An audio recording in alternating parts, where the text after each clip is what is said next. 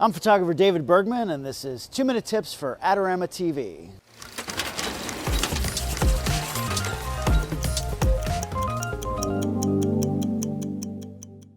Today's tip is about keeping your camera stable at slower shutter speeds. Even the steadiest hands get to a point where you might have camera shake when shooting without a tripod, and that could result in blurry photos. The wider the lens you're using, the longer you can generally hold the camera still. The old school film guideline was that as long as the denominator of your shutter speed was bigger than your focal length, you could generally keep the camera stable.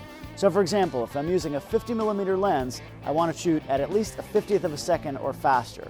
Today with modern digital cameras, I generally like to double that amount. So with that 50mm, I want to shoot at least 100th of a second. And if I'm shooting something with a long lens like a 400mm, I want to shoot at least 800th of a second.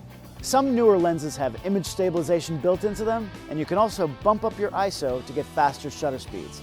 However, there are just times when you don't have enough light and you need to do some things with your body position to help minimize shake. While you're shooting, put your left hand underneath the lens to really help stabilize your gear.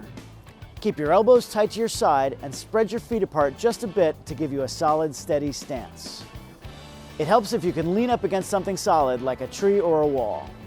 Take slow, deep breaths and shoot at the end of your exhale.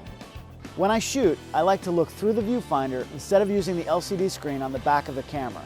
That extra point of contact by holding the camera up against my face helps to stabilize everything. If I'm shooting video and have to use that LCD screen on the back of the camera, I'll put the camera strap around my neck and hold it out from my body as hard as I can. That way I can move around and pan left and right and get a pretty solid, stable shot. Look, if you've done all those things and still have camera shake, just put your camera in burst mode and blast away even at a slow shutter speed. Hold as still as you can, and if you shoot 100 frames and one of them is good, delete the other 99 and you'll look like a genius. Thanks for joining me today on Adorama TV. Don't forget to subscribe for more amazing videos, follow me on social media @David Bergman, and go to the Adorama Learning Center for lots of other great tips and tricks.